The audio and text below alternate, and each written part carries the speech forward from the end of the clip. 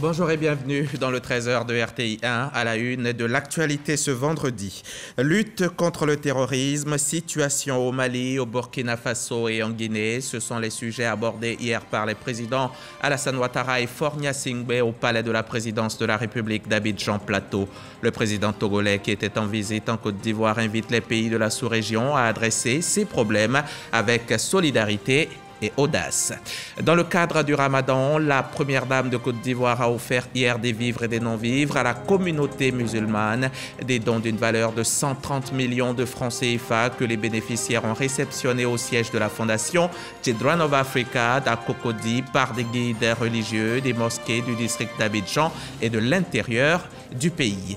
Des heurts ce vendredi matin entre manifestants palestiniens et policiers israéliens sur l'esplanade des mosquées à Jérusalem, faisant plus d'une centaine de blessés. Ces violences interviennent comme l'année dernière en plein mois de Ramadan. Jeudi, 3 Palestiniens ont été tués dans des opérations israéliennes en Cisjordanie, ayant fait aussi de nombreux blessés. Avant de développer ces titres, ce télégramme du chef de l'État adressé à son Excellence, M. Cyril Ramaphosa, président de la République d'Afrique du Sud. Monsieur le Président et chers frères, c'est avec une profonde consternation que j'ai appris la triste nouvelle des inondations et glissements de terrain causés par de violentes pluies qui se sont abattues dans la province du KwaZulu-Natal, faisant plus de 306 morts et d'importants dégâts matériel. En cette douloureuse circonstance, je voudrais, au nom du peuple et du gouvernement ivoirien, ainsi qu'en mon nom propre, exprimer à votre Excellence, au peuple et au gouvernement sud-africain, de même qu'aux familles éplorées, nos condoléances les plus attristées et nos sentiments de profonde compassion. En vous renouvelant notre sincère sympathie, je prie votre Excellence de bien vouloir transmettre nos voeux de prompt rétablissement aux blessés. Très haute et fraternelle considération, signé Alassane Ouattara, président de la République de Côte d'Ivoire. Le président togolais, Faure Gnassingbé, était hier à Abidjan pour une visite de 24 heures. Il a été reçu par le président Alassane Ouattara au palais de la présidence de la République.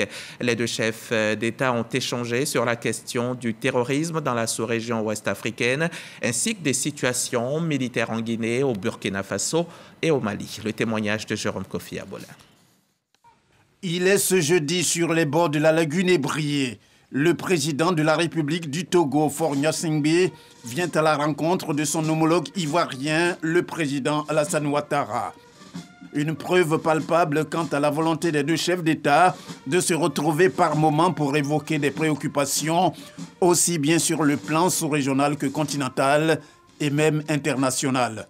Le temps des échanges à l'occasion de cette rencontre est jugé nécessaire, vu qu'il a permis aux présidents ivoiriens et togolais de parler entre autres de problèmes sécuritaires qui, en tout état de cause, ne laisse personne insensible. Mesdames, Messieurs, nous avons l'honneur et le grand plaisir d'accueillir mon frère, le président Faure Gnassingbé, avec qui nous avons des échanges sur la situation régionale assez souvent. Nous avons estimé que c'était utile de le faire de visu. Et je remercie M. le Président d'avoir fait le déplacement pour nous permettre d'échanger et de nous concerter.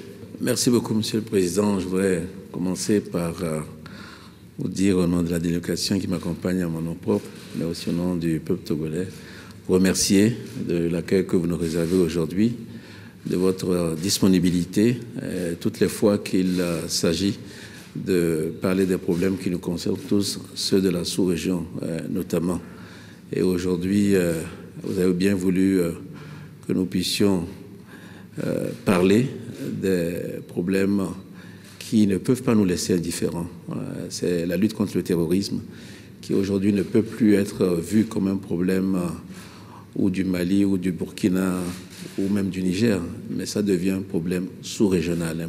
Nous avons consacré beaucoup de sommets à ces problèmes-là et je pense que nous devons tout faire pour éviter l'impasse d'un côté comme de l'autre et sortir peut-être des sentiers battus et réagir avec beaucoup plus d'audace et beaucoup plus de solidarité. Le séjour du président togolais Faure Gnassingbé à Abidjan s'inscrit dans le cadre d'une visite de travail et d'amitié sur le sol ivoirien. Il est juste prévu pour 24 heures. Reportage Jérôme Kofi Abolin, Ambroise Asséman et Célestin Frodo. 130 millions de francs CFA, c'est la valeur des vivres et des non-vivres que Dominique Ouattara vient d'offrir aux musulmans de Côte d'Ivoire en cette période de Ramadan. Ce moment de prière, de jeûne et de générosité. Le don a été fait hier au siège de la Fondation Children of Africa. À témoin de la remise pour RTI 1, Alexis Ouedraogo. Comme chaque année pour le Ramadan, la première dame Dominique Ouattara apporte son soutien à la communauté musulmane. 3000 cartons de pâtes alimentaires, 3000 sacs de riz, 1250 cartons d'huile, 750 cartons de boîtes de tomates, 400 cartons de lait et autres tapis de prière. Les dons de l'épouse du président de la République sont d'une valeur de 130 millions de francs CFA qui soulagent la communauté. C'est très difficile pour beaucoup de personnes. Il y a beaucoup de familles qui n'arrivent pas vraiment à joindre le deux bouts. Donc c'est vraiment l'occasion idéale pour leur venir en aide. Je remercie la première dame pour ce grand don pendant ce mois de Ramadan. Actuellement, nous avons attaqué la période du pardon. Donc que Dieu nous pardonne, que Dieu pardonne à nos péchés aussi. Ces dons, on donnera ça aux femmes, aux veuves, aux démunis. Des propos appuyés par l'imam Koné, porte-parole des bénéficiaires. Si la générosité a un sens dans le moment ordinaire, elle l'est plus dans ce mois béni du Ramadan. Que le Seigneur, Allah subhanahu wa ta'ala, apaise votre cœur pour le soulagement que vous apportez à toutes ces familles vulnérables à travers ces dons pour leur permettre de vivre dignement le Ramadan. Le général Wagondo Diomandé ne manque pas de dire sa gratitude pour la constante bienveillance de la première dame. Celui qui offre la rupture à un jeûneur aura la même récompense que lui, sans que cela ne diminue la récompense du jeûneur.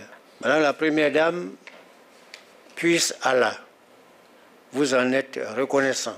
La présidente de la Fondation Children of Africa invite les guides religieux et l'ensemble de la communauté musulmane à prier pour le chef de l'État dans sa mission au service de la nation. Pendant cette période de grande spiritualité, nos frères et sœurs démunis ont besoin d'être soutenus afin de pouvoir s'acquitter sereinement du jeûne obligatoire. Aussi, chaque année, la Fondation Children of Africa procède à des dons en vivres et tapis de prière pour permettre à nos frères et sœurs de profiter pleinement du mois de Ramadan. Ces dons seront réceptionnés par les guides religieux, les mosquées des communes du district d'Abidjan et de l'intérieur du pays, et par une soixantaine d'ONG et d'associations musulmanes. Chers guides religieux, je ne saurais clore mon propos sans solliciter vos prières pour la paix et la stabilité dans notre pays, et je vous demande également de prier pour mon cher époux, le président de la République, qui a vraiment besoin de vos prières pour mener à bien sa mission. L'imam Sissé Djigiba, président de la Fondation Djigui, a pour finir fait des prières à l'endroit du couple présidentiel. Et nous sommes vendredi 15 avril et c'est le vendredi saint. Tout à l'heure, l'Église nous fera suivre le Christ pas à pas dans le combat qu'il a accepté de vivre pour nous racheter de nos péchés. C'est le chemin de croix qui accompagne Jésus vers sa mort, une contemplation active qui veut aider chacun à entrer dans le mystère de l'amour de Dieu manifesté en son Fils. D'autre part, dans l'intercession pour le monde tel que Jésus l'a vécu en s'offrant sur la croix, une telle démarche ne peut se faire que dans la perspective de sa résurrection à Pâques. Et Pâques, c'est dimanche, une période de grandes festivités qui engendre de nombreux déplacements. Les gares routières sont bondées, les sorties d'Abidjan grouillent de monde. Les voyageurs espèrent trouver des véhicules pour se rendre en pays baoulé pour le traditionnel Paquinou. Les compagnies de transport débordées se frottent les mains. Le ministère des Transports, lui, s'emploie à assurer la sécurité sur les routes. Ambiance de Pâques, reportage Walter Amadou Ouattara et Adama Sangari. Ils sont nombreux. Ces voyageurs assez particuliers et très optimistes qui choisissent de se rendre au corridor de Jesco afin de rallier leur destination en cette période de fête de Pâques. Comme ici, à Dépa, si on vient, on peut avoir voiture facilement. C'est à cause de ça on est venu ici aujourd'hui. Si on n'a pas eu, on va se retourner à la gare. Ce choix est jugé trop risqué pour d'autres qui préfèrent les gares conventionnelles. On y trouve des usagers non chrétiens qui profitent de l'occasion pour des retrouvailles familiales. Je vais aller faire cette fête-là en famille et montrer combien de fois qu'Abidjan est trop encombré et que c'est vraiment Boaké qui est plus intéressant pour la Pâques. Il y a des grands frères qui sont chrétiens et moi je suis musulman. Dans la famille, je pense que c'est la convivialité, quoi. Dans cette gare routière située dans la commune de Yopougon, la bonne planification des heures de voyage et le renforcement du parc automobile semblent avoir pris le dessus sur le désordre que créaient les voyageurs du dernier jour. Pour la période des Pâques, les dispositions que nous avons prises, c'était de surtout augmenter le parc automobile. Nous nous sommes dotés de plus d'une vingtaine de cars pour pallier à ce manquement-là. En temps normal, à Yopougon ici, on faisait 15-16 départs et dans cette période de Pâques, on monte jusqu'à 30, 32, 33. On évacue très facilement les passagers. Je vais à Yamsoko. Vu l'heure à laquelle je suis arrivée, je pense que je n'ai pas trop attendu, ça va. Chaque fois en période de fête, on va dire que c'est toujours l'affluence dans les gares. Ça fatigue un peu, mais on fait avec. Sur le terrain, une délégation du Haut Conseil du patronat des entreprises de transport routier divulgue les dispositions arrêtées par cette structure. Ces dispositions sont la sécurité surtout. Et voir si les usagers sont bien traités dans les gares routières. Nous recommandons qu'ils fassent un chauffeur, un voyage, c'est-à-dire un aller et retour, pour non seulement sa sécurité et la sécurité des usagers. Parce que si vous faites faire 2, 3, 4 voyages par un chauffeur, je pense qu'il va avoir la fatigue, le sommeil, ça va entraîner effectivement des accidents. Retour au corridor de Jesco. Une équipe du ministère des Transports sensibilise pour 0 accident. Les conducteurs de cars et de véhicules personnels sont invités au respect du code de la route. Les passagers doivent aller et revenir en toute sécurité. Il faut respecter le code de route. Il faut éviter l'excès de vitesse. Il faut éviter l'alcool au volant. Il faut éviter les dépassements dangereux. Ils nous ont dit de ne pas prendre de surnom, d'aller doucement. Et c'est ce que nous faisons. S'il y a des défaillances sur la voiture, que vous êtes tellement en vitesse, le véhicule veut vous laisser, vous pouvez avoir des accidents. Moi, ils m'ont demandé de porter ma ceinture, de dégager devant pour que je ne sois pas en insécurité. Ça attire notre attention parce qu'en sortant de la maison, parfois on oublie les règles élémentaires de conduite et de circulation.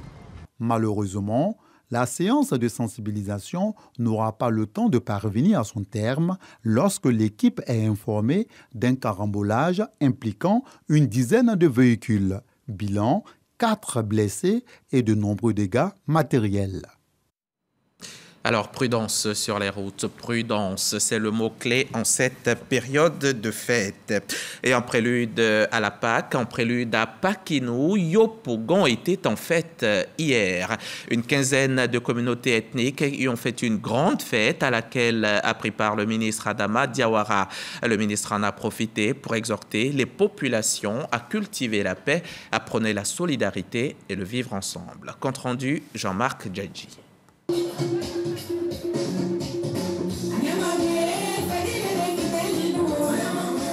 C'est déjà Pakinou dans la commune de Yopougon. C'est au rythme des sonorités du centre, du nord et de l'ouest de la Côte d'Ivoire que les populations célèbrent traditionnellement la Pâques. Yopougon, peuplé de plus d'1 million d'habitants, est riche de par sa diversité ethnique. Une opportunité pour cultiver la cohésion sociale et le vivre ensemble entre les 15 communautés ethniques représentées à cette cérémonie. Je crois que ce genre de truc doit être perpétué pour que la paix soit réelle entre nous. Parce que quand on se retrouve, on voit que nous sommes les mêmes. Aujourd'hui, nous prenons la cohésion. Nous voulons le vivre ensemble. Il n'y a pas que le Baoulé qui vit à Yopougon. Le ministre Adama Diawara, parrain de cette cérémonie, a communié avec les populations de Yopougon. Il a saisi cette aubaine pour sensibiliser les communautés sur les effets néfastes des conflits intercommunautaires. Les populations de Yopougon sont invitées à être des acteurs de développement et à s'inscrire dans la vision de paix du chef de l'État Alassane Ouattara. Je viens de recevoir les 15 communautés de la grande commune de Yopougon et chacune de ces 15 communautés avait à sa tête son chef. Et l'occasion était belle pour que nous fêtions ensemble la fête de Pakinou.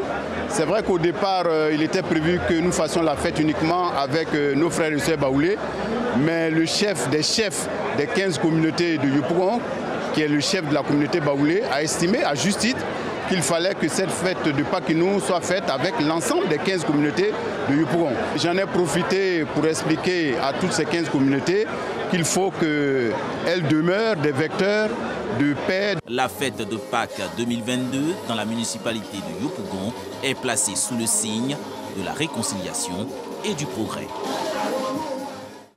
La fête de Pâques, d'accord, Pakinou, d'accord, mais il faut prendre ses précautions, se protéger du coronavirus.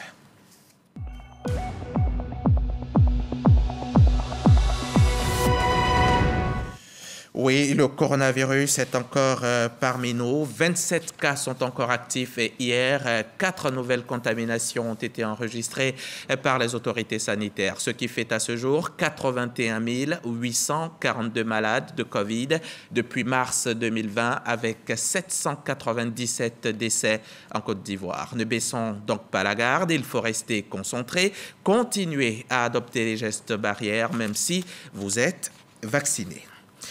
Du côté de Djoro, département de Kounfao, région du Gontougo, les populations saluent l'arrivée de leur toute nouvelle ambulance. Ce don du ministre Siandou Fofana est une bouffée d'air frais pour les populations, des populations qui se sont exprimées au micro RTI 1 de Godefroy Okambawa et Andrea Kakou.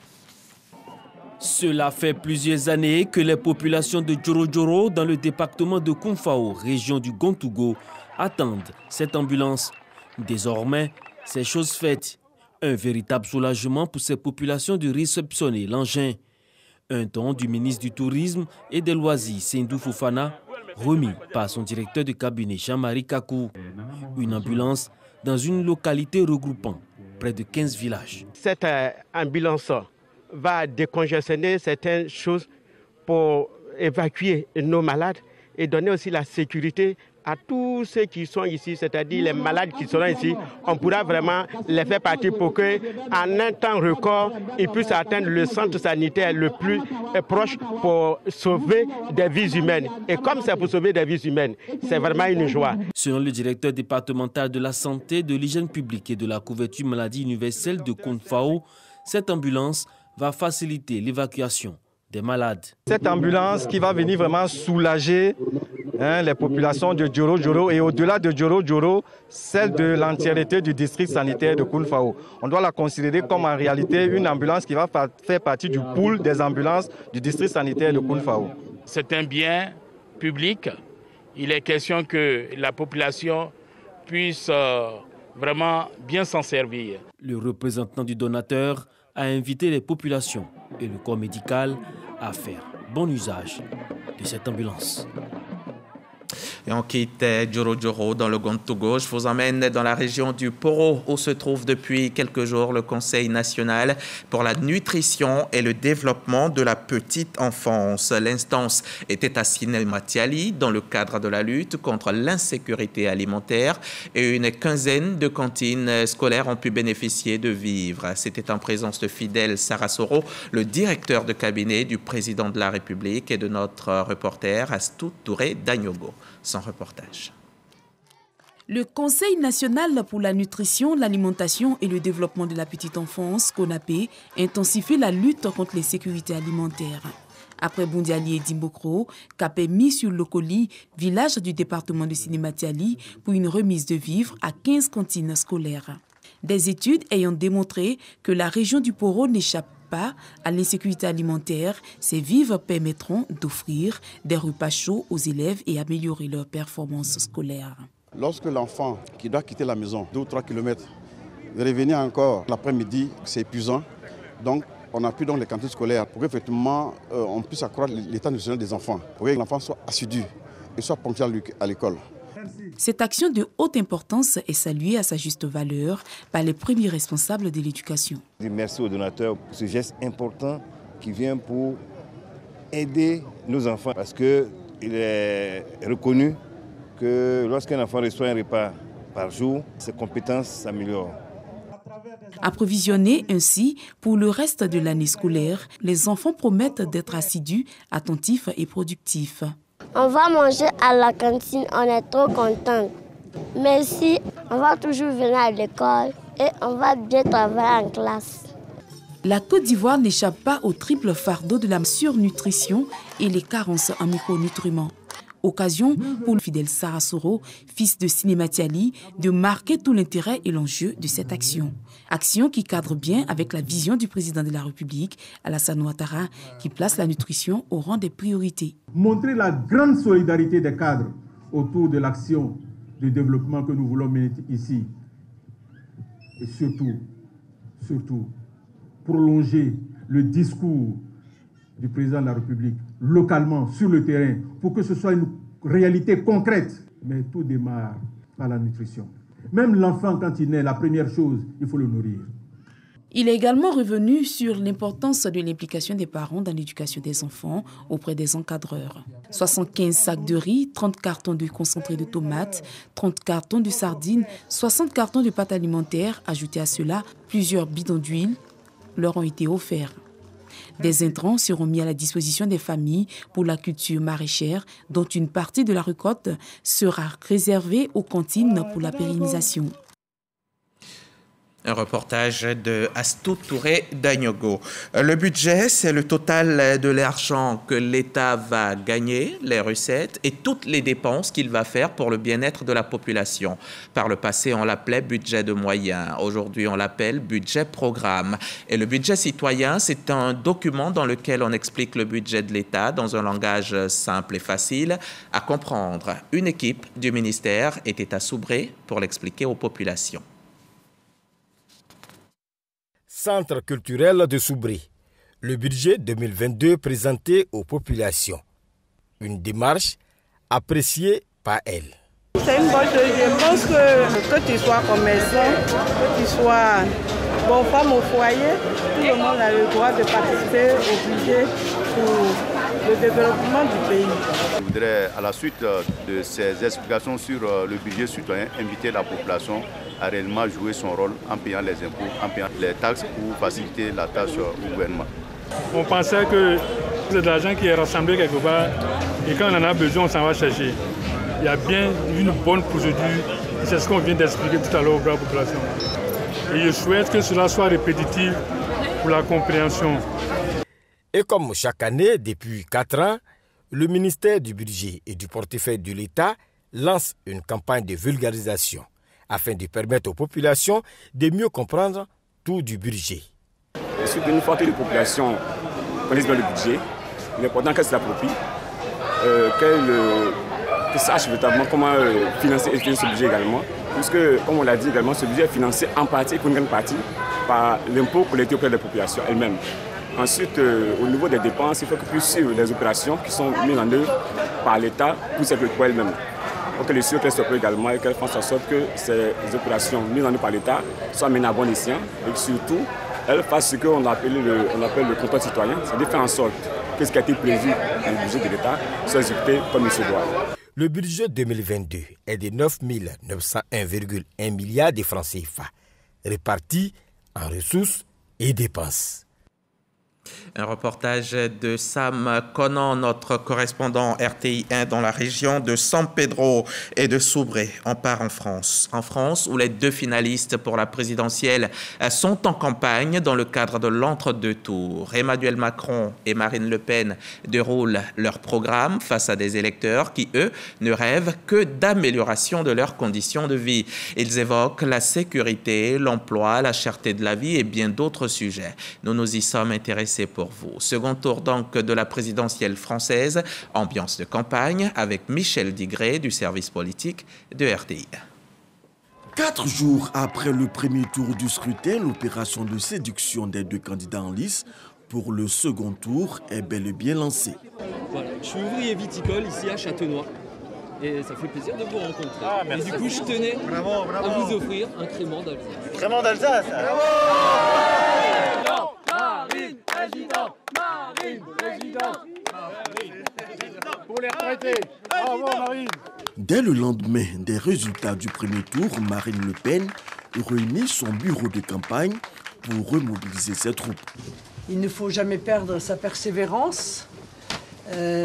Quand on sait qu'on a raison, il faut continuer à se battre envers et contre tout, malgré la concurrence, malgré parfois quelques comportements personnels d'anciens amis qui nous ont déçus. Emmanuel Macron passe à l'offensive dans le fief de Marine Le Pen, en campagne à Denain sur des terres populaires qui ont voté massivement pour le Rassemblement national dimanche dernier.